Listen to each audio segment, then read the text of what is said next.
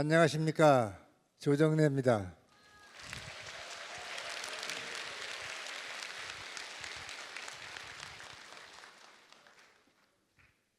오늘의 주제가 인간다운 삶을 위하여, 그리고 생략된 말은 우리는 어떻게 살 것인가 하는 거죠. 그런데 제가 해남에 처음에 온 게 지금으로부터 14년 전입니다. 그때 월스님께서 이런 장소에서 강연해달라고 해서 왔고, 그리고 14년 만에 또 왔는데 월스님 떠난 다음에는 안 왔고 다시 오라고 해서 또 왔습니다. 제가 잘난 건 없는데 오라는 데는 많아서 군단위까지는 못 옵니다. 태백산맥 문학관 있는 보성군에서도 군민을 위한 강연을 하지 않았고 못했고 뭐 그렇습니다. 그런데 오늘 해남에 두 번째 온 곳은 모르스님의 원력에 의해서 오라 하면 올 수밖에 없는 그 인력의 인연 때문에 여러분과 오늘 함께 하게 됐습니다.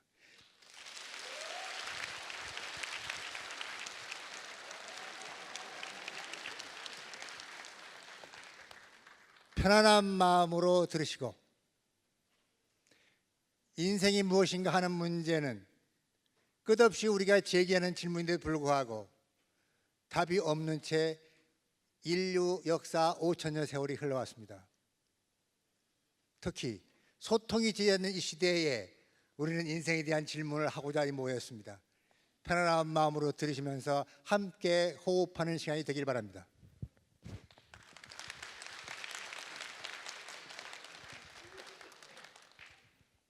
근년에 들어와서 한 4, 5년 전부터 인문학 강의가 지자체를 중심으로 해서 전국적으로 퍼지고 있습니다. 인문학, 그게 뭘까? 그거 모르시는 분도 더러 있어요. 알면서도 막상 뭐라고 물으면 발을 잘 못해요. 글을 잘 못 써요. 왜? 써본 적이 없으니까. 말을 줄이 있게 해본 적이 없으니까. 공부를 몰래 했길래 암기하고 주입했기 때문에 자기 말을 하지 못하는 바보 병신 같은 교육을 시켰기 때문에. 인문학은 무엇일까요? 그걸 알기 위해서 왔잖아요. 그렇죠? 친절하게 가르쳐 드리겠습니다. 인문학, 문사철, 문학, 역사, 철학을 뭉뚱그려서 인문학이라고 한다. 그러나 그것으로 끝나면 안 되지요. 인류의 문명과 문화가 만들어낸 보물들을 투시하고 그 가치를 인식할 수 있는 것, 그리고 우리가 왜 사는가에 대한 문제를 깊이 있게 심도 있게 따져서 내 갈 길을 찾아갈 수 있게 하는 것, 그게 인문학의 필요입니다. 그런데 왜 갑자기 인문학의 바람이 불고 있을까에 대해서 여러분들은 또한 의문을 가지시면서 해답을 얻지 못하고 있습니다. 왜 그럴까요? 한 사회에서 어떤 현상이 벌어지면 반드시 거기에는 필연적 이유가 있습니다. 우리에게 지금 인문학이 중요하게 느껴서 전국적인 바람이 일어나고 있는 이유는, 우리는 1961년부터 경제개발 5개년 계획을 시작했습니다. 그때 대한민국의, 우리의 위대한 조국 대한민국의 국민 총생산 GDP는 1인당 80불이었습니다. 단 80불. 그것은 아프리카 콩고와 똑같은 수준이었어요. 1961년은 1953년에 전쟁이 끝났지요. 그러나서 몇 년 지났습니까? 빨리 암산. 그때 서울특별시에는 전쟁의 상흔이 폭탄 맞은 자리가 남아있던 시절이었습니다. 청계천에는 판잣집이 덕지덕지, 썩은 물이 흘러가는 청계천에 판잣집이 덕지덕지 있었던 그 시절이었습니다. 그때 우리는 국민 전체가 소망하는 것이 제발 좀 잘 살고 싶다, 무슨 수를 써도 잘 살고 싶다, 그것을 하나로 뭉쳐서 경제개발 깃발을 들어올린 사람이 박정희라는 대통령이잖아요. 잘한 것이죠. 그래서 우리는 빨리 잘 살기 위해서 모든 것을 빨리 그게 구호였습니다. 군대에서 폭탄이 터져오니까 빨리 몸을 피해야 돼, 빨리 진격해야 돼. 그 논리가 우리의 삶 속에 그대로 들어와서 빨리빨리 해서 밥도 빨리 먹습니다. 밥을 너무 빨리 먹어서 대한민국 사람들이 암 제일 많은 게 뭐죠? 위암. 밥을 씹지 않고 5분 동안에 먹어버리니까, 그것이 평생 습관이 되어버리니까 위에 부담을 줘가지고 위암이 제일 많이 걸리는 게 대한민국 국민이었어요. 그 정도로 우리는 잘 살기 위해서 최선을 다해서 노력을 했습니다. 다 필요 없어, 잘 사는 게 최고야. 그렇게 해서 50년 세월을 흘러오다 보니까 왜 사는지도 모르겠고 무엇이 행복인지도 모르겠고, 나의 행복을 내가 가진 것을 느끼는 게 아니라 남과 비교를 하니까 나에게 1,000만 원이 있어도 1억 있는 사람 앞에서는 나는 가난한 사람이 되어버렸어요. 이것이 상대적 박탈감이라는 것입니다.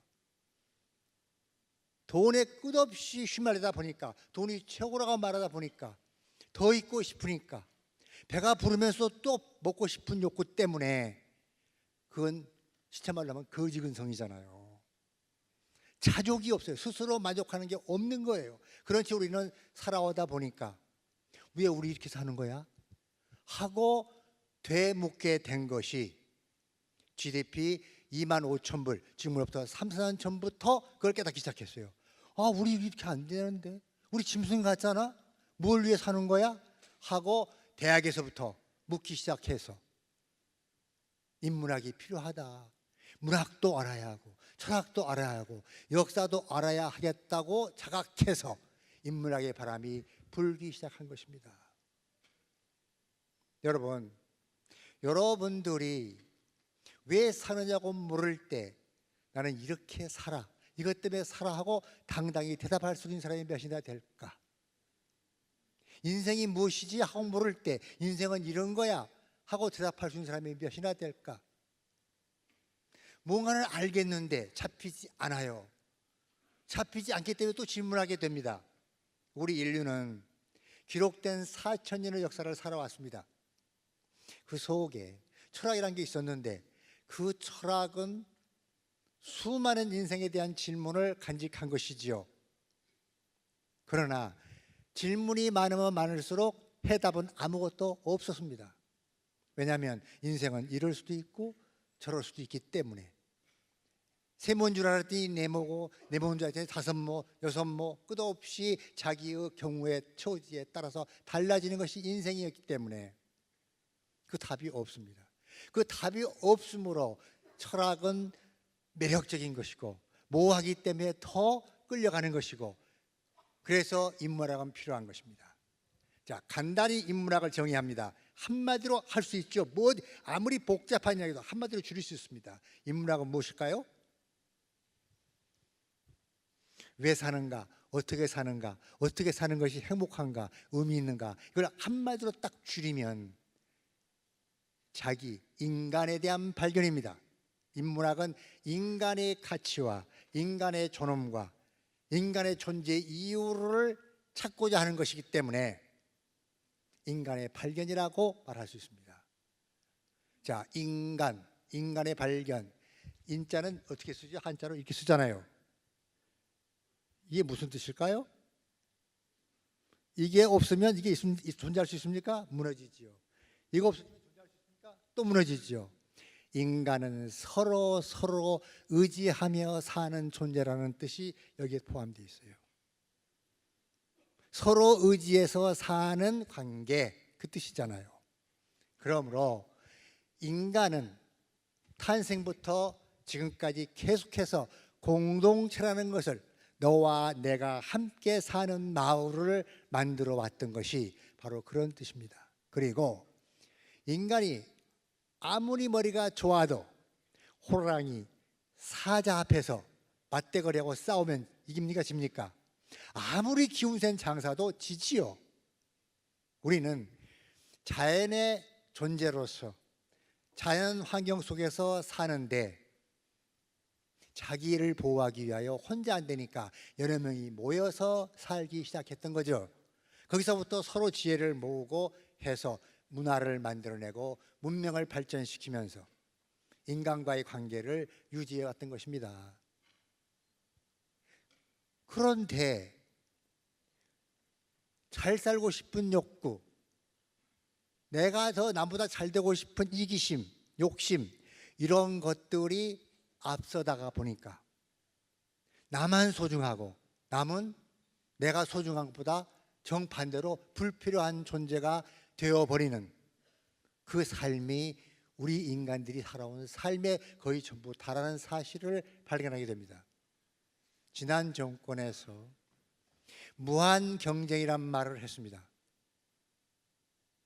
그것을 일반적으로 한 게 아니라 대통령이 직접 그 말을 했어요. 우리는 지금 무한 경쟁 시대에 살고 있기 때문에 모두가 노력해서 그 무한 경쟁에서 이겨야 한다고 말을 했습니다. 그 무한 경쟁이라고 하는 말은 뜻이 끝없이 경쟁한다는 뜻이잖아요. 우리가 아까 반야신경 나왔잖아요. 우리 있는 것도 아니에요. 그렇다고 또 없는 것도 아니에요. 그리고 유한한 삶을 사는 거예요. 일정 기간 동안을. 그것도 두 번이 아니라 한 번밖에 못 살잖아요. 그런데 무한한 경쟁을 해야 되겠습니까? 안 되죠. 얼마나 바보스럽고 얼마나 탐욕스럽고. 탐욕이 무슨 뜻이냐면요, 욕심이 덕지덕지 쌓여서 수백 번 쌓인 덩어리가 탐욕이에요. 그래서 부처님께서 가르치시기를 탐욕을 버리라고 했잖아요. 하나의 욕심은 용서할 수 있어요. 둘까지도 용서할 수 있어요. 셋 넘어가기 시작하면 남을 해치게 되잖아요. 나의 이익을 위하여 남을 해치는 것을 예사로 해버릴 수 있잖아요. 심리적인 범죄자들이 되는 거죠. 그러면 안 되죠. 그래서 지난 정권에서 무한 경쟁을 말하면서 또 한 가지 만들어낸 말이 있습니다. 부자 되세요. 부자 되세요는 무슨 뜻이죠? 돈 많이 버세요 소리잖아요. 그 말이 유행을 하더니 설날 세배를 하는 덕장까지도 부자 되세요로 텔레비전에서 바꿔버리더라고요. 그러면 우리 설날 어른들이 세배하면 한 말이 뭐죠? 뭐예요? 복 많이 받아라잖아요. 복 많이 받아라. 그 복 속에는 건강, 이웃 사랑, 그리고 부자 되는 것, 이런 것들이 포괄적으로 섞여 있는 말이잖아요. 그 말이 얼마나 좋아요. 부자 되세요 보다 비하면 부자 되세요 너무 천박하잖아요. 정권이 바뀌더니 그 말이 자연히 없어졌어요. 천만다행한 거죠. 그것이 없어진 이유는 우리들 마음 속에서 그런 말은 더 듣고 싶지 않다는 거부 때문에 자연히 없어진 것. 말이라는 것은 시대에 따라서 생성, 만들어지고 시대에 따라서 소멸, 없어집니다. 그게 말의 생리죠. 이게 어느 시절에는 필요하면 만들어냈다가 어느 일정 기간 써먹고 필요 없으면 버려버리는 게 말의 생명이고 인생이죠. 문제는 그러한 우리들이 나의 존재보다 남을 귀하게 여길 수는 없으나 나와 비슷하다고, 나와 같다고 생각할 수 있는 것, 그 의식을 갖추는 것, 그것이 문명을 누리는 문화적 수준을 갖춘 사람들의 의식이어야 합니다. 그것을 일깨워내기 위해서, 인식시켜주기 위해서 인생은 무한 경쟁이 아니고 화목하게 서로 사는 것이라는 것을 일깨워주기 위해서 인문학 강의라고 하는 것은 필요한 것입니다. 그런데 돈 생기는 것도 아니고 출세에 도움이 되는 것도 아니고 뭐 때문에 그래야 돼? 왜 그거 알아야 돼? 하고 말하면 그건 짐승 같은, 아니 이건 짐승에 대한 모독이죠. 짐승들 그렇게 안 사니까 짐승만 또 못한 것이 됩니다. 그래서 우리들에게 그런 인문학적인 것을 가장 오래 똑같은 언어로 되풀이해서 가르친 두 분이 있어요. 세계 종교가 수없이 많은데 그 중에 2대 종교가 있죠. 불교와 예수교. 부처님이 가르침이 8만 대장경이에요. 너무너무 많아서 게을러서는 평생 몇 줄도 못 읽고 끝나버리는 건데 8만 대장경이에요. 그것을 아까 말한 대로 한마디로 딱 줄일 수 있어요. 부처님이 가르친 핵심이 뭐겠습니까? 이것을 맞추신 분에게는 인문학적 소양이 다대하다고 생각하여 태백산맥에 사인을 해드리겠습니다. 손 들고 맞춰보세요. 예? 예? 안 들려요. 어? 아, 마음심.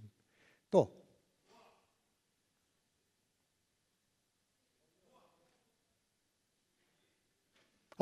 누구? 자비. 자비 누가 했어요? 아, 했어요? 그런데 첫 번째 자비가 나왔어야지. 7, 8번 지나서 나왔으니까 땡. 자비는 맞죠? 자비 뭡니까 뜻이? 베풀어라. 베풀어라는 거예요. 그런데 부처님께서는 한 번만 베푼 게 아니고 끝없이 베풀어라 했어요. 2단계 끝없이 베풀어라. 얼마나 힘들어. 한 번도 계속 베풀어라. 그 다음에 3단계 베풀었을 때 베푼 사실 자체를 뭐라? 잊어버려라 그렇게 가르쳤어요. 얼마나 끔찍스러워요. 내가 베풀었는데 그걸 잊어버리래요. 왜? 왜 그랬을까요? 나는 베풀고 기억하는데 도움을 받은 자는 도움 받는 걸 잊어버렸어요. 그때부터 뭐가 생겨요? 저는 뭐 새끼 배운 망덕한 놈하고 욕하기 시작하잖아요. 그러면 지금까지 내가 베푼 게 허사가 돼버려요. 부처님께서는 인간의 그런 심리까지 다 꿰뚫어 보신 거예요. 2500년 전에 벌써.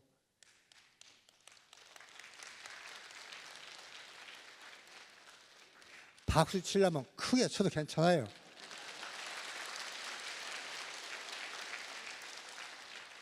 박수 치면요 세금 내는 것도 아니고 벌 받는 것도 아니고, 그리고 여담으로 한마디 합니다. 박수를 치면 이 말초신경이 자극돼 가지고 피돌기를 빨리 해줘요. 그래서 머리까지 올라가면 피가 굉장히 빠른 속도로 올라가요.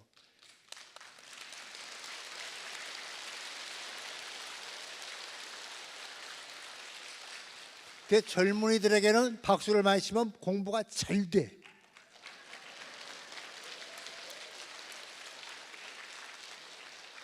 나 같은 노인네들은 치매 예방이 돼. 또 지금 이 순간처럼 박수를 막 치면서 잘 웃으면 우리 몸속에 내재하고 있는 음탕하게 우리를 공격하려고 하는 여러 암 종류가, 암 병균이 8시간 동안 꼼짝을 못해.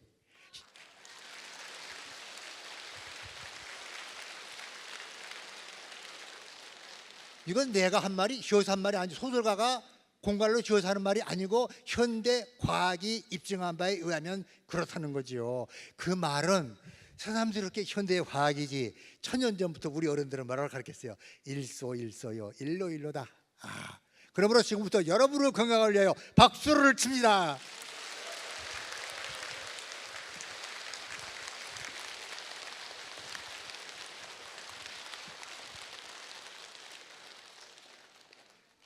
석가모니 부처님과 맞걸린 또 하나의 종교, 아까 예수라고 했죠. 그 예수가 가르친 핵심이 뭐예요? 긴 성경이 있는데 그 핵심이 뭐예요? 사랑 말고 또 같은 말, 박애.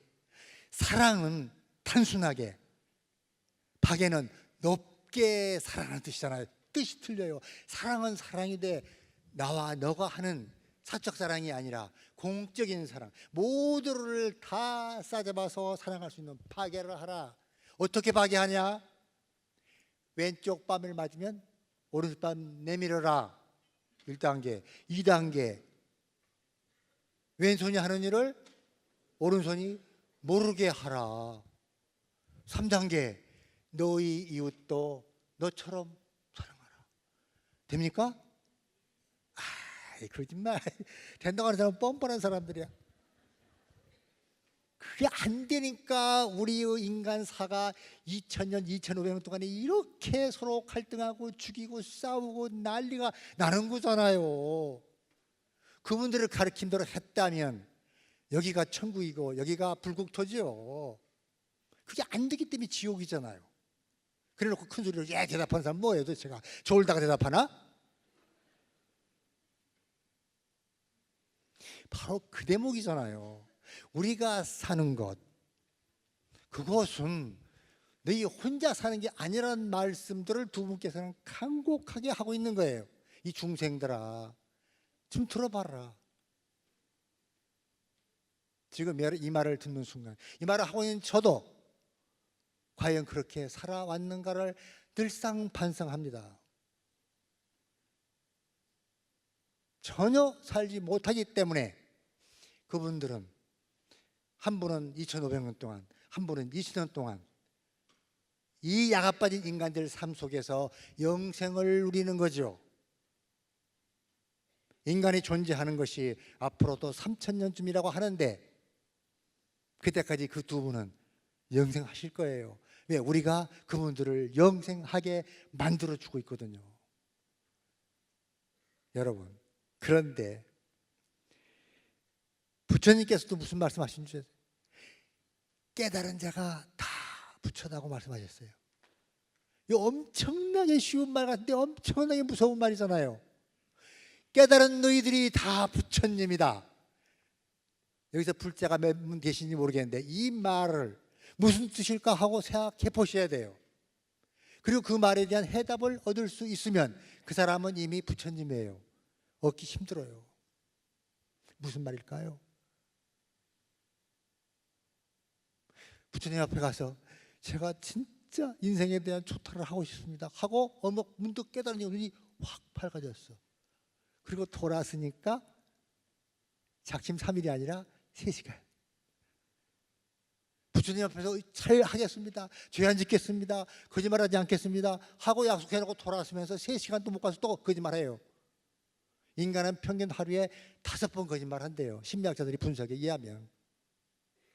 그런데 부처님은 전혀 그걸 못하게 했잖아요. 자, 부처님과 우리의 차이는 뭘까요? 각과 각하지 못한 차이는 뭘까요? 깨달은 것. 부처님은 한 번 깨달으신 바를 세상을 버리실 때까지 한 번도 변하지 않았다는 사실이에요. 어떤 경우가 와도 어떤 유혹이 와도 한 번도 변하지 않았어요.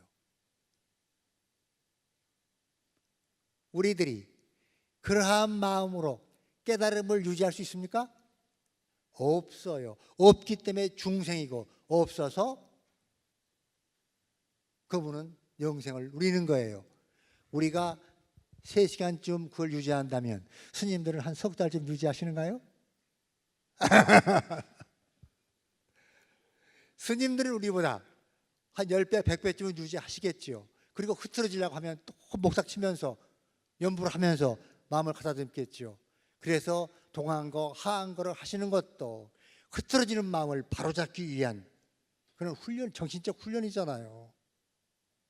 문제는 우리들이 한정된 시간을 살면서 너와 내가 함께 사는 인생이라고 하는 것을 마음속에 간직하고 나의 아픔이 너의 아픔이라는 것을 느끼는 공감의 의식, 이것이 말같이 쉬운 것인데 행동으로는 엄청나게 어려운 것입니다. 자, 여러분들이 장애인들을 보시면 무슨 생각을 하시는지 모르겠어요. 장애인, 몸이 불편하신 분들, 그들을 보면서 나의 성한 몸이, 그들의 불편이 나를 성하게 만들어 준 것이라고 생각을 해보신 분들 몇이나 되는지 모르겠네요. 장애인들의 존재를 내가 성한 몸이 그들이 대신 불편하기 때문에 내가 받은 것이 선물이라고 생각하면 언제든지 그들을 도와줄 수가 있지요. 그런데 우리는 그런 생각하지 않기 때문에 그분들을 무시하거나 심지어는 장애인들을 잡아다가 5년, 10년씩 감금하고 최근에도 보도되고 있잖아요. 임금 한 푼도 안 주고 강제 노동을 시키잖아요. 그건 악마 중에 악마죠. 어떻게 그럴 수가 있어요? 문제는 내가 얼마나 사람답게 사느냐 하는 것을 선행을 얼마나 하느냐로 생각하지 마시고, 선행은 그 다음 단계고, 첫 번째 단계에서는 내가 불편한 몸을 갖지 않은 것, 이것만도 엄청난 혜택을, 선물을 받은 것이라는 마음을 겸손하게 가져야 돼요. 그러면 일상 행복하잖아요. 불편한 몸이 아니라는 것이 행복이잖아요. 그 다음, 길거리에서 그들을 만나면 어떻게 해서든지 그들이 청하지 않더라도 그들에게 편의를 제공하려고 노력하는 마음, 이게 두 번째 인간된 마음이에요. 이게 인문학적 소양을 갖추는 마음이란 말이죠. 세 번째는 그들을 떠나서 나와 비슷한 사람들을 놓고 생활할 때 그와 나의 경제적인 부분을 비교하면 안 돼요. 나보다 잘 사는데 나는 왜 못 살까? 그것이 가장 어리석은 불행을 만드는 첫 번째 길입니다.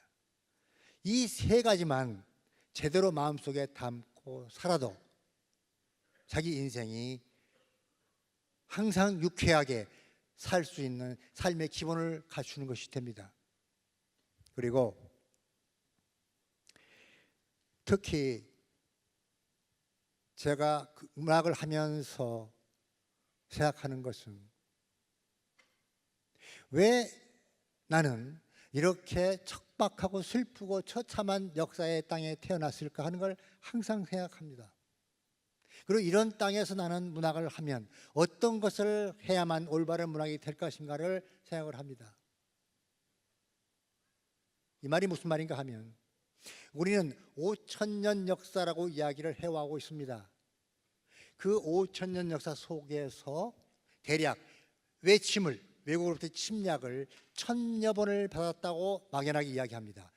오늘 정확히 밝힙니다. 931번의 외침을 당했습니다. 그리고 마지막에는 나라를 잊어버렸습니다. 뺏겨버렸어요. 이런 땅에 태어난 우리는 앞으로 우리의 미래의 운명은 어떻게 될 것인가 하는 걸 여러분들 한 번쯤 생각해 보셔야 합니다. 왜냐하면 그러한 척박한 역사의 땅에 태어나서 자식을 낳고 기르고 그리고 이 땅에 뼈를 묻을 게 여러분들과 저의 똑같은 운명이에요. 지금 우리를 에워싸고 있는 나라, 4대 강국이라 하는 나라들은 세상이 다 알지만 우리가 분단된 조국을 통일하려고 하는 일에 대해서 전혀 도움을 주지 않을 사람들이고 통일 안 되기를 바란다고 하는 건 세상이 다 알고 있어요.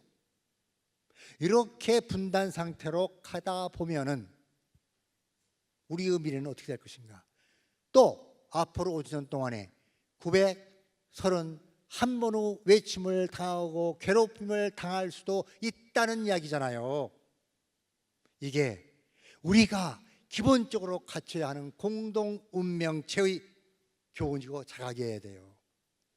저는 그러한 문제에 대해서 역사적인 응답을 줘야 되겠다고 생각해서 소설을 쓴 게 지금까지 써온 47년 동안 써온 소설 전부 다입니다.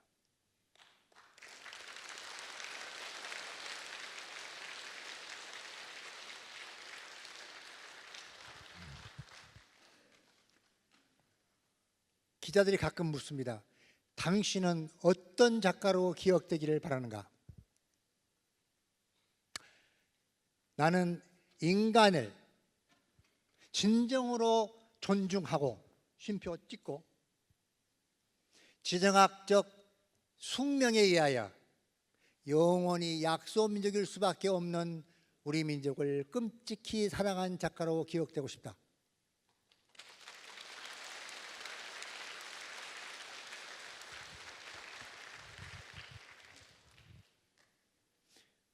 우리가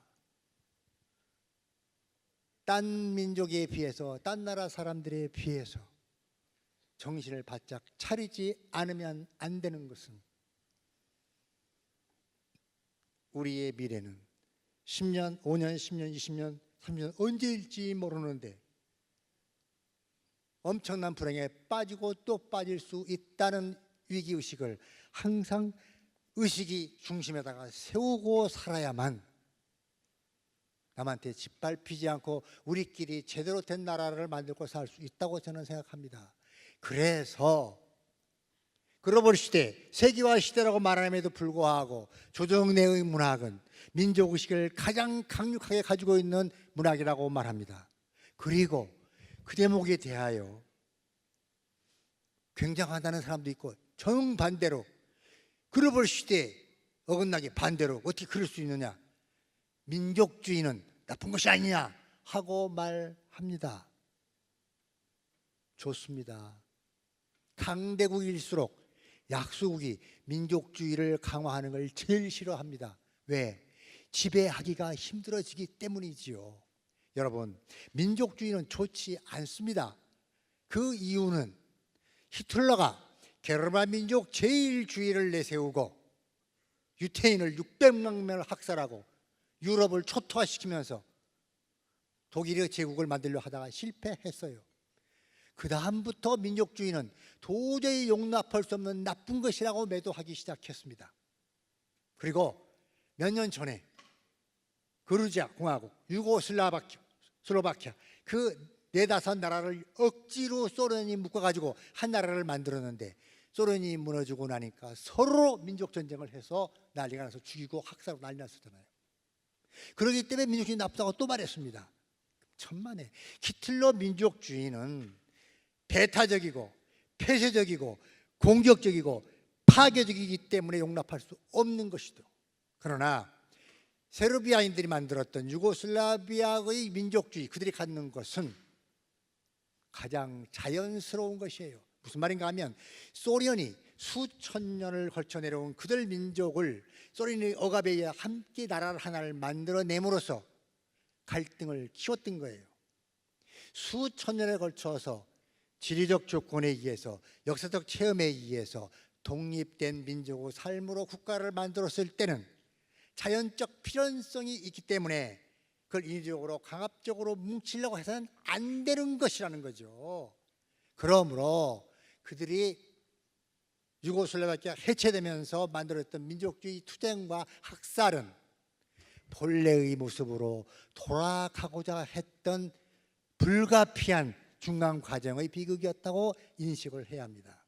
자, 여러분, 저는 그래서 강대국의 민족주의는 폐쇄적이고 배타적이고 파괴적이고 하지만 우리처럼 약소국의 민족주의는 방어적이고 공생적이고 타협적이고 개방적인 민족주의이기 때문에 더욱더 뭐 해야 된다? 강화시켜야 한다는 것이 내 지론이에요. 이 지론에 대하여 사회학자, 역사학자도 단 한 명도 반론을 제기하지 못했기 때문에 조정래의 학설은 뛰어난 것이다.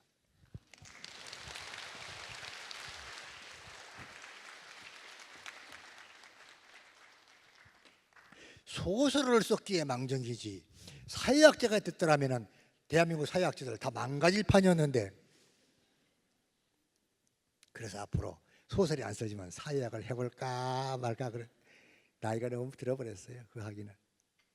그래서 중요한 것은 우리들이 살아가는데 뿌리가 무엇인가, 우리가 처해 있는 위치는 어딘가 하는 것들을 생활의 기본으로 바탕에 깔고 가슴에다가 심어놓고 살아야 제대로 사는 것이 된다는 것이지요. 돈 좋지요. 부자 되는 거 좋지요. 그러나 그것만 가지고는 인생을 다 사는 게 아니라는 것이죠. 우리가 하루에 한 번 아니고 한 달에 한 번 아니고 1년에 한 번쯤이라도 심도 있게 깊이 나는 한국 사람으로서 어떻게 살아야 할까? 내 자세는 바르게 가고 있나?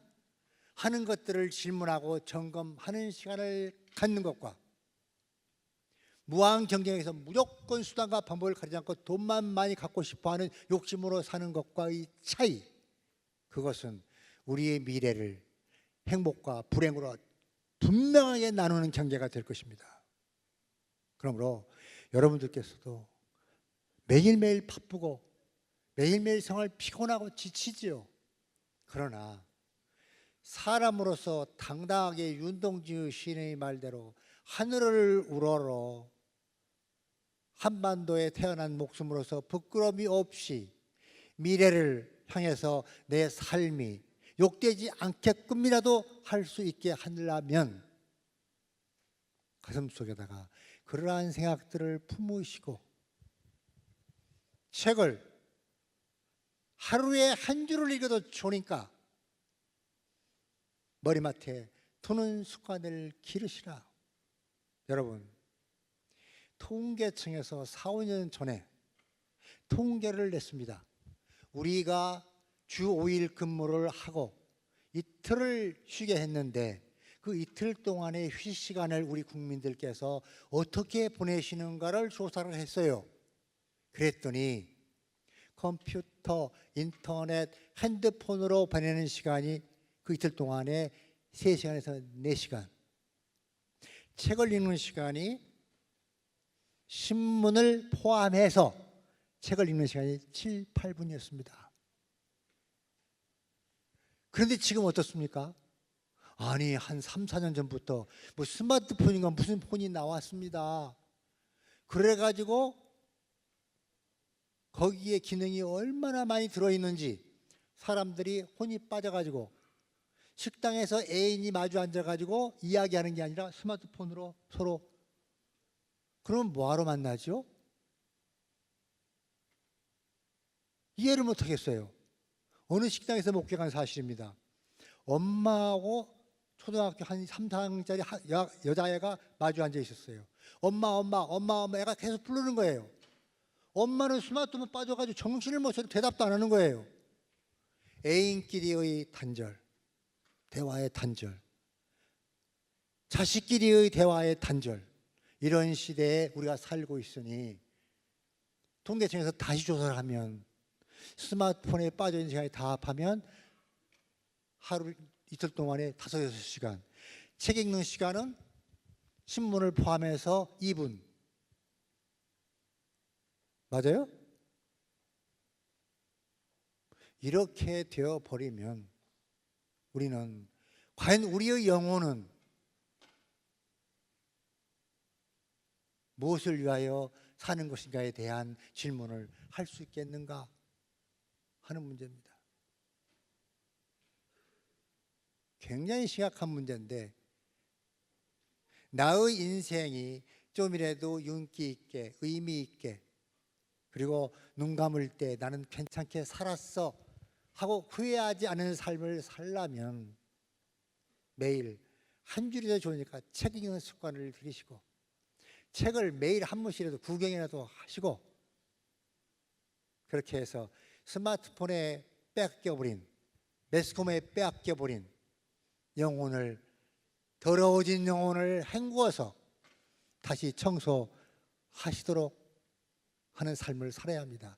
그것이 인생을 인간답게 사는 첩경이 될 것입니다. 제가 소설을 쓰기 때문에 책을 읽으라는 거 아닙니다.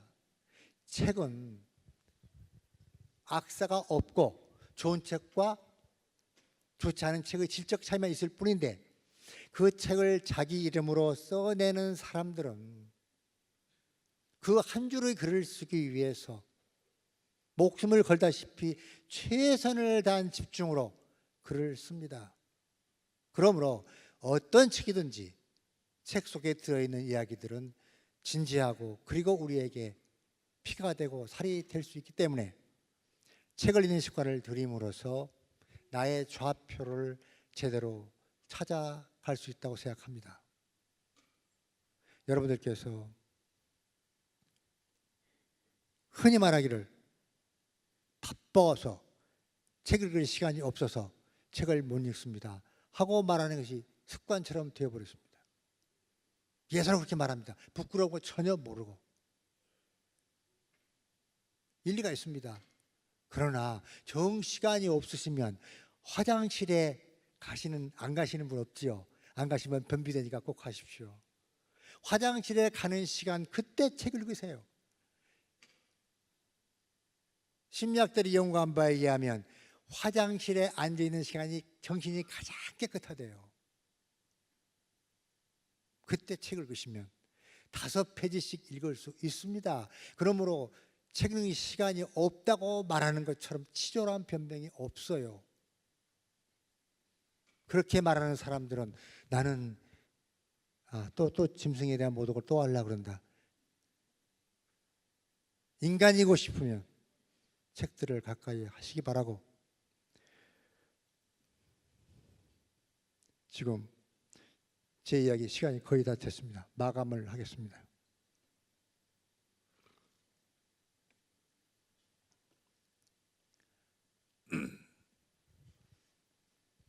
어느 서양의 사회심리학자가 아프리카를 갔습니다. 도대체 아프리카에는 문명이 있나, 문화라는 게 있나 하는 것을 연구하기 위해 갔습니다.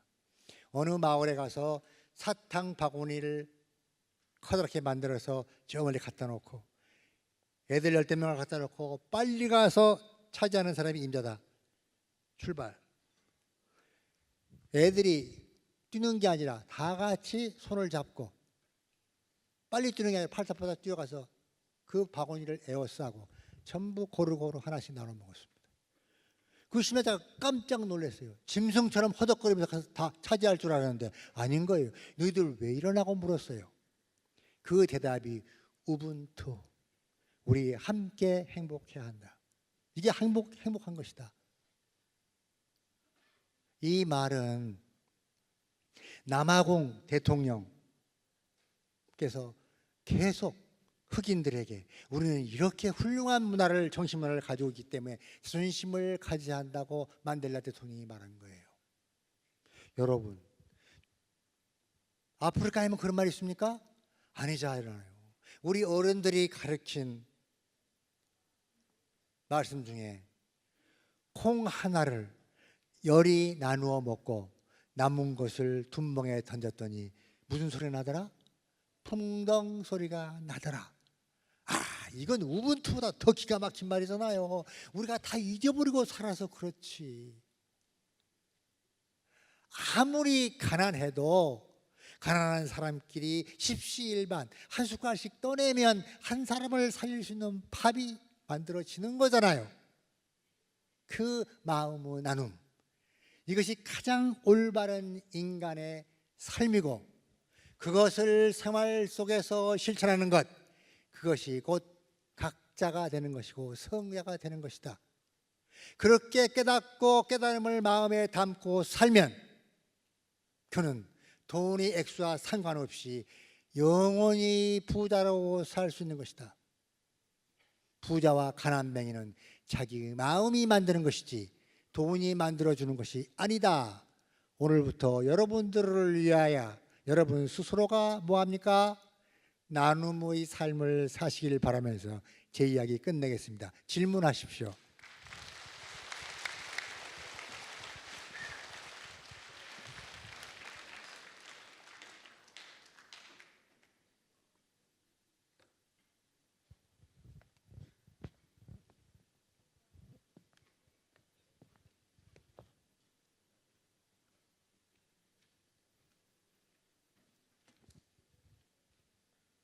질문 없으시면 제 시간을 마치도록 하겠습니다.